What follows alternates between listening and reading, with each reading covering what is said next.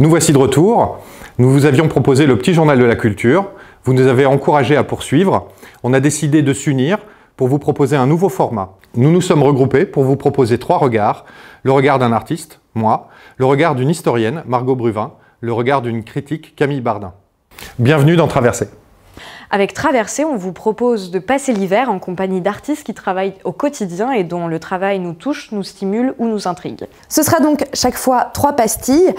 Camille vous présentera un focus sur une œuvre. Moi, je vous introduirai un jeune artiste émergent. Et Olivier, à travers un thème différent chaque fois, vous présentera une sélection d'œuvres à des prix abordables pour vous donner envie de continuer ou de commencer votre collection et de soutenir les artistes. Traversée, c'est parti!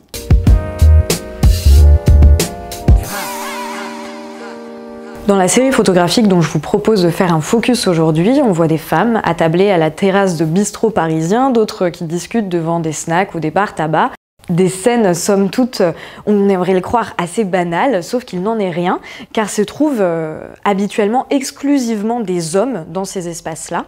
C'est l'artiste Randa Maroufi qui avait l'habitude de prendre la ligne 2 du métro aérien à Paris, et à force de faire ce trajet, elle s'est rendue compte de la présence écrasante des hommes dans ces espaces. Son idée pour cette série qui s'appelle Les Intruses a été donc de toquer à la porte des propriétaires de ces établissements et de leur proposer un retournement, d'inverser les rôles en quelque sorte. Pour cela, les hommes ont donc été contraints de quitter les lieux qui ont été mis à la disposition de ces femmes le temps d'une prise de vue. Randa Maroufi, c'est une artiste qui travaille sur la question des inégalités, qu'elles soient racistes, sociales ou sexistes, et notamment sur la manière dont elles s'inscrivent au sein de l'espace public. Dans une autre vie, et c'est elle-même qui le dit, sans doute aurait-elle été juriste ou journaliste, mais en tant qu'artiste, son travail c'est vraiment de penser la mise en image de ces problématiques qui lui tiennent à cœur. Si la série Les Intruses a débuté en 2017 dans certains quartiers de Paris et de Bruxelles, elle va être amenée à être prolongée tout au long de la carrière de l'artiste. Peut-être découvrirons-nous donc dans certaines années une photographie prise au Sénat où seulement un tiers des personnes qui y siègent sont des femmes, ou encore dans les bureaux des personnes qui dirigent les entreprises du CAC 40 où il n'y a aucune femme. En tout cas, Randa Maroufi a encore du pain sur la planche. Pour finir sur une note un peu plus positive, ou en tout cas une note qui personnellement me réjouit, Randa Maroufi a réussi à laisser une petite trace du passage de ces femmes dans ces espaces que sont ces bistrots et tous ces établissements qui étaient occupés par des hommes, puisqu'elle a offert un des tirages aux propriétaires de ces établissements. Donc s'il vous vient l'envie de franchir la porte de ces établissements, peut-être tomberez-vous nez à nez avec l'une de ces intruses.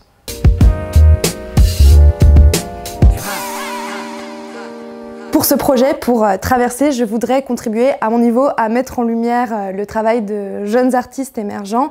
Et pour commencer, pour cette première édition, je voulais vous présenter le travail de Mathilde Lestiboudois, qui est une jeune artiste que j'ai découvert sur Instagram, qui est décidément un réseau social qui prend de plus en plus d'importance pour les jeunes artistes, qui peut permettre de voir émerger de nouvelles voix, de nouveaux regards.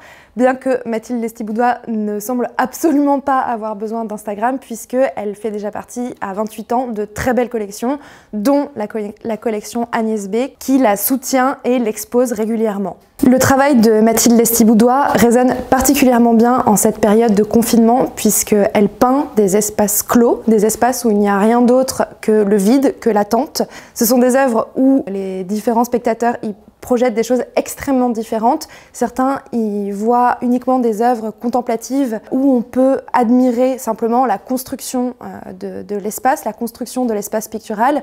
D'autres y projettent leurs angoisses ou au contraire un sentiment de sérénité dans ce vide. Mathilde Lestiboudois n'a pas toujours peint des espaces totalement vides. Quand elle est arrivée aux Beaux-Arts, elle peignait en fait surtout des personnages, mais ils se sont faits de plus en plus petits dans son œuvre. L'espace a pris de plus en plus de place jusqu'à ce que les personnages disparaissent totalement. Donc à cette période, on était à peu près à la fin des Beaux-Arts. Elle peignait à cette époque-là des lieux désaffectés, donc il y avait déjà cette notion de vide, mais petit à petit, toute référence à un élément du réel, à un lieu qui existerait, a disparu et ses œuvres sont désormais des espaces mentaux, des espaces qui relèvent entièrement de son imagination. Ces œuvres relèvent en fait d'une forme de surréalisme réactualisé, d'un surréalisme à l'esthétique minimaliste.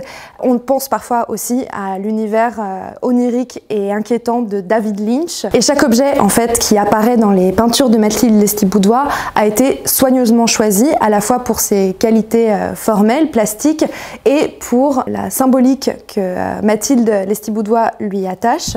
Ils apparaissent dans cet espace dénudé, dépouillé, et ça leur donne une dimension presque sacrée, et le regardeur peut y projeter toutes les narrations qu'il désire, peut lui inventer la symbolique qu'il désire. Donc ce qu'on peut voir déjà à travers l'écran, ce que vous avez vu dans les œuvres que je vous ai montrées, c'est déjà la théâtralité des œuvres de Mathilde Lestiboudois, la beauté des espaces qu'elle crée.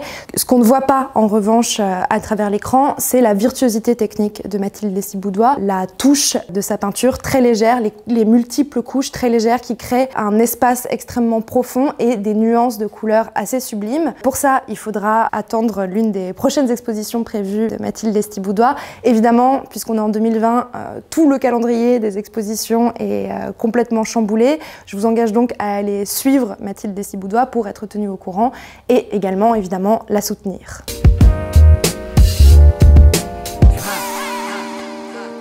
Dans cette rubrique, je voulais vous proposer mon regard sur la peinture contemporaine et quelque part vous intriguer pour rentrer dans la collection. Pour commencer, je vais prendre la peinture figurative. La peinture figurative est un genre de l'histoire de l'art qui se poursuit aujourd'hui et beaucoup d'artistes contemporains s'en ressaisissent pour revisiter le monde visible qui nous entoure. Aujourd'hui, je vous présente le travail de Thomas Lévillane, Adrien Belgrand et Jean Clarac. Chacun des artistes s'approprie à sa manière la figuration du monde visible qui l'entoure. Thomas Lévillane va avoir un regard peut-être allégorique sur l'histoire de l'art. Il va proposer un regard sur le spectateur, un regard sur le monde, une façon d'observer les détails qui nous entourent dans une banalité du quotidien. Thomas aime proposer une vision de l'homme au milieu de la nature. Souvent, cet homme est perdu dans un élément naturel, mais cet élément naturel envahissant et pourtant un élément maîtrisé par l'homme à chaque fois. On sent que dans cet environnement, la main de l'homme est présente partout et l'individu devient perdu au milieu du paysage. À l'inverse, Adrien Belgrand va proposer un homme perdu dans un élément naturel. Dans cet élément naturel, le personnage, à la manière de Gaspard David Friedrich, va se retrouver contemplatif du paysage. Mais on regarde le personnage comme dans une mise en abîme. Enfin, avec Jean Clarac, on a une autre vision de l'homme dans son environnement. Là, cette fois-ci, l'homme devient acteur du paysage. Il joue un rôle, un peu comme dans une mise en scène, dans un décor de théâtre. Et dans ce décor de théâtre, on a l'impression qu'il se joue une pièce, qu'il pourrait être surréaliste, qu'il pourrait être une autre réalité dans laquelle les échelles et les architectures se jouent des personnages. Pour renforcer cette idée, il met en place un dispositif pour placer ses peintures. Cette exposition qui avait lieu à la Fondation Louis Vuitton sera peut-être décalée en fin de confinement et j'espère qu'on aura la possibilité d'aller la voir. Pour soutenir les artistes, vous pouvez les suivre sur les réseaux sociaux et aussi les collectionner. Aujourd'hui, il est tout à fait possible de commencer une collection, même avec des petits moyens. Thomas Lévillane propose à la Galerie des Filles du Calvaire une épreuve numérotée signée qui représente le grand fusain de l'exposition. À la Galerie Sabine Bayasli, Adrien Belgrand propose une série d'éditions numérotées signées à partir de 200 €. Chaque mois, à travers cette rubrique, je vais essayer de vous proposer des œuvres accessibles pour démarrer une collection. Traverser, c'est terminé. Si ce rendez-vous vous a plu, n'hésitez pas à en parler autour de vous, à le partager. Nous reviendrons le mois prochain avec une nouvelle émission. En attendant, prenez soin de vous.